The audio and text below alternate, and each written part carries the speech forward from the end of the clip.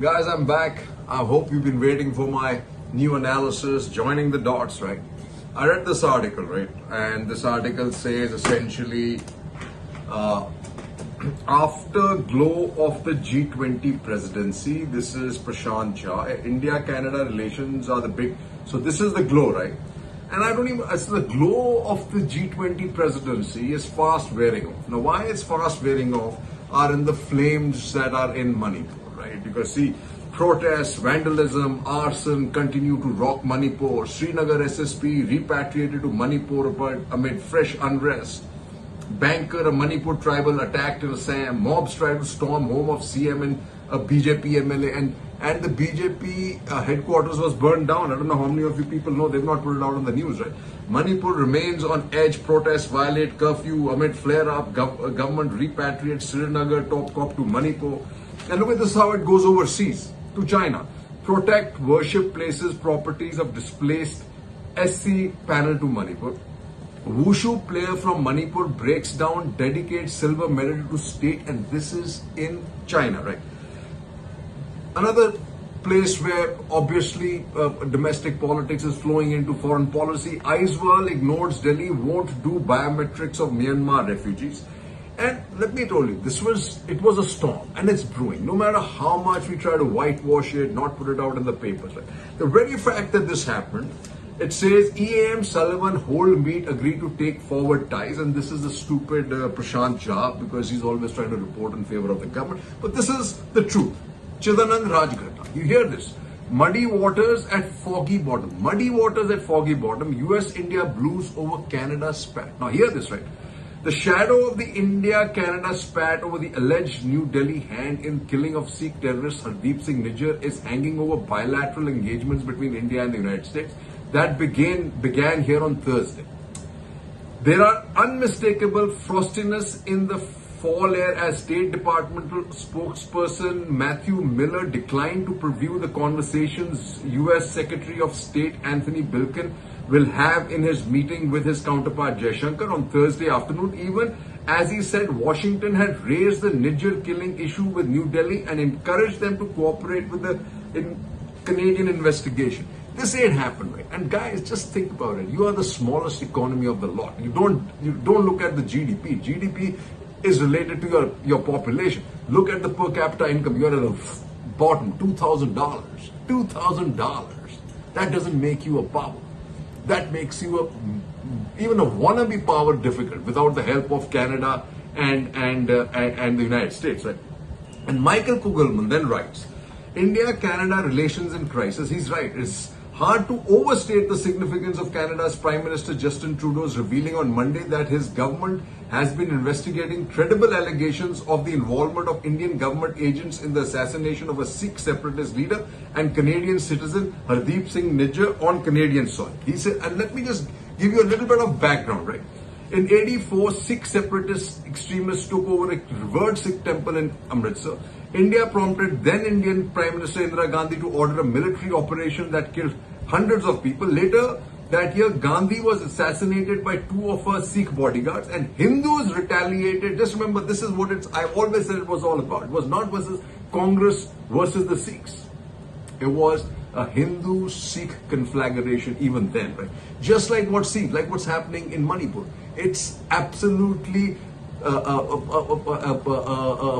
violence against the Christians. It's ethnic cleansing. It's the same thing. This is also about communal flare-up. And like I said, the diaspora globally doesn't watch it, they've got a huge problem coming their way, right? Because this is going to come to their doorsteps, right? It's no point supporting India if you're a Canadian or an American or Australian. It is no point, right? And what do you have here? Later that year, Gandhi was assassinated by two of her Sikh bodyguards, and Hindu retaliated with attacks against the Sikh community, the worst religious violence since the partition of India.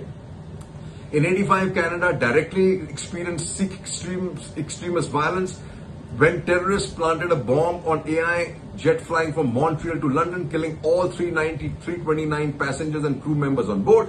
And let me just tell you, I saw this front and center. I was in the United States, but my uncle was appointed as the High Commissioner to Canada in June of 85, and just as he was appointed, this happened. And I remember visiting him in 1986 with my parents, and there were guards everywhere. Right? A separatist insurgency was active in Punjab until the mid-90s, and India has long accused Pakistan. Okay, fine. Their bilateral ties seem to be losing the capacity to withstand shocks, which is an ominous sign for India. This is an ominous sign for Canada. Just let's not overthink our importance, right? Canada is one of its key defense and commercial partners and a major investor. It is also home to rapidly growing Indian diaspora and a top destination for Indian students. So the Indian students and the Indian diasporas in Canada has to be very careful, right? Other countries that are home to many people sympathetic to Sikh separatist cause, Australia, Canada, the UK and the United States are all members of the Five Eye Intelligence Alliance. Ottawa's allegations could increase other members' concerns about their own security. So they are worried, folks. But Canada's Western allies will likely hold back from confronting India out of fear of antagonizing the government there, just as they have when it comes to expressing worries about New Delhi's democratic backsliding. India is about democracy and China taking on China, right? Still, the Western countries may be willing to overlook threats to democracy in India due to strategic imperatives. They can't just shrug off Trudeau's allegations. That is the point, folks. You gotta remember, no matter what anybody says, no matter what stories are being spread everywhere else, because the stories are being planted in Canada by China. Because they're basically suggesting that this and in India so that it can be said that this whole process is the responsibility of the United States. India's Canadian problem, very well written by Tavleen Singh. Gotta hear this. Nothing puzzles me more about Narendra Modi's policies than why he has revived the myth of Khalistan. Why has his government been so determined to revive this phantom secessionist movement that senior ministers called the farmers' long agitation against the farm laws a Khalistani plot? So this has been brewing for a long time, right? She says, when the Indian state is seen to be unjust, there will be unrest not just in Punjab and Kashmir, but across India. You've seen that in Manipur and among Muslims and Sikhs in the Indian diaspora. Important to note, Indian diaspora reacts to Ottawa's allegations. Some in Canada, South Asian communities see Nijers killing as signs of growing rift outside India. Look at this. Sikh in Britain's fear for life after India brands him enemy of state, right? Canada says its citizens are worried about foreign interference. Canadian envoy United meets Indian counterpart. Like I said, in flames. Manipur students clash with security forces. 30 injured. 2 Meiteis hacked in fresh Manipur. Horror. 12. And here we talk about our democracy, right? That's the big thing. 12-year-old Sikhs help after rape turned away. Assam, Meghalaya villagers target each other with catapults, bows and arrows. The employment of puzzle. And this is what I said, the second stump. The second pillar. One is your democracy, one is China take on, and the third is your economy. It's not singing, folks. At $2,000, look at China with a $13,000 or $14,000 per capita income. Can't even dream of getting into be a high income company. They're stuck at $13,000. We are at 2,000, and the reason was because the population stopped growing, and we now have the same problem as a lowest income country, right? He says the employment puzzle, unless job creation picks up, there's a risk of the country turning old before it becomes rich. So don't look at these dreams, right? PM Modi positions India as future growth powerhouse. I'm not sure how, especially like this. India aging rapidly, 60 plus will make up 15% of population by 2036. There goes our dreams of becoming a powerhouse. And also because of this, India maintains 40th position in Global Innovation Index for 2020. 40th. We want to be the world's leading power. Ain't gonna happen. And this is why we are retaining 40th is because of what Peter Ronald D'Souza writes, failing Ashoka. It's a name that carries a heavy moral load. Are the trustees of Ashoka University up to the task? And they are not, right? And this is where Manipur has moved overseas. Manipur tribal outfits members at Sarai Gurdwara raises red flags. A lot more red flags are going to be raised. And we thought, like I said, G20 shows value of India's stake in other countries' foreign policies. For a while it did. Because what the US wanted, tried very hard. Like I said, the US has been, kind of putting its chessboard together, just like it did in the 80s, where it kind of had a ping-pong diplomacy with Mao and out and bought China out. The whole point of that thing was to break the USSR up. USSR had already made a mistake by going into Afghanistan, expending its resources, and then came along China, which kind of built a bulwark on this side. And guess what happened? USSR broke up. Russia's made the same mistake by going into Ukraine. The US is doing exactly what they did in the same thing in Afghanistan, supplying Ukraine arms and letting them take on the fight. And what they wanted from India was this. India may rival China to lead global south.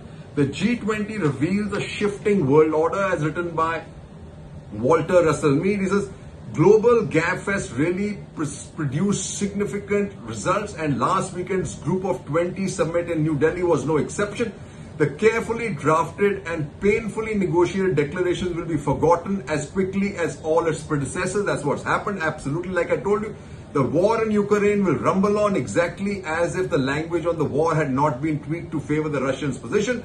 The invitation to the African Union to participate in the future G20 summits won't change the way the world works. Remember this. The first and from an American standpoint, the most beneficial of these developments is the emergence of India as one of the world's leading powers and as an increasingly close partner of the United States. And that's exactly what the US has been trying to do. Came to India, tried to do that, build the glow, right? We are just burning it down, right? We're burning that house down. When India and China speak for global south, it says Delhi is looking to act as a bridge between different countries while Beijing is being drawn by what it decries the Cold War mentality. The United States up for it. And this is the entire chessboard. Taiwan reveals its first locally built submarine as China threat grows. Removed China barriers at Shoal and SCS Manila. Big thing. Biden to host leaders of Pacific Island to counter China influence. This is Philippines already there. Pacific Islands also now moving towards the United States. He's made a connect back with the folks he's made a play back with Saudi Arabia, and there's a news here in the foreign policy press which says that which you ought to read, that he's making a play here too. Biden takes aim at Putin's soft underbelly in Central Asia. Moscow's war in Ukraine has created an opening for Washington as a new great game heats up. Manila accuses Beijing of placing floating barrier in South China. See, US agreement plans factories in Congo. This is Africa, and not only that, there's news that the Minister of State in the State Minister in the United States, or the Defense Minister is touring Africa. U.S. agreement plans factories in Congo, Zambia to meet EV demand. U.S. an optimal choice partner for India, and that's a fact, right? But how do you play this out? India-Russia ties steady for last 70 years. EAM, well, okay, fine. Railway inks pact with Indo-Russian JV for Vande Bharat trains, but they already had a problem earlier. Vande Bharat deal, Russian company and RVNL asked to settle issue. Now let me ask you this. There's no expertise Russia has in special trains, right? Why would we tie up with Russian company, right? Nor do they have the technology, nor do they, when they have they won't be able to source any parts. Let me tell you why. Because all the money the oil money that is stuck in India is being used here. But like I said, as far as America is concerned, happy. It's got what it wanted. Macron pushing Europe into 900 billion fight with China. US will be India's best natural ally for 100 years, says Jamie Dimon. Taps for money opened into India. Now, can we absorb it just like China was able to? That's what's cryptic. Hindi, Chini, India, Apple crop sparks a social media battle. Crazy as it may sound, but that's what Chinese are going to do. The batteries are made there, and they're still bitching and moaning, right? So, vying for dominance. This was what it's all about, written by Alexander Shah. US President Joe Biden touched down in India on Thursday in anticipation of much heralded G20, and he's already making waves. Capitalizing on the looming absence of China's President Xi Jinping and Russia's President Vladimir Putin, Biden was quick to assert US dominance over the economic bloc and remind developing countries that Washington is their best ally for advancement. This will be Xi's first time missing the summit since coming to power in 2013, and it is second consecutive year that Putin is skipping out. So that, folks, is something that the way the US views it, no matter which way we do. Then, Biden hopes that Xi's absence at G20, which runs from 9 to 10, will demonstrate that Beijing is in no position to help developing countries. especially as it fails to alleviate its own deflation and property crisis. China's yuan slid to a 16-year low on Thursday as the US dollar gained strength. So all those guys about yuan and decline of dollar, well, forget about it, folks. Following the G20, Biden is set to visit Vietnam for 2 days to strengthen bilateral ties with the growing economic market. So just look at this expanse from the ocean to Africa, to the Middle East, to Vietnam and India. That's what Biden was doing, laying down, as they say in Hindi, Chaucer Bishare, right? Expansionist China looms large over Indo-Pacific Army Chiefs Conclave. That was an important. India's internal labor must jointly create the Asian century, says Beijing. Beijing had to say something. India moves to secure key flashpoints at LAC. And the other victory that the US is having is in Ukraine. Like I said, Ukraine strikes Russia's base for Black Sea Fleet in Crimea. Okay. Biden offered Kiev advanced missiles for counterattack. Troops breached Russian main southern line of defense. Oh man, and that's like what it is all about, folks. I am now going to next time talk about Canada, but here's what it is. The United States has laid down the chessboard now. This chessboard this time, like the previous one, was to destabilize and break up Russia, the USSR, which it's done. This one that it's being laid down now, and the results will be probably viewed in many, many years, is all about China. And India's play in this, folks, is about China and its democracy and its centrality in the Pacific or Indo-Pacific strategy.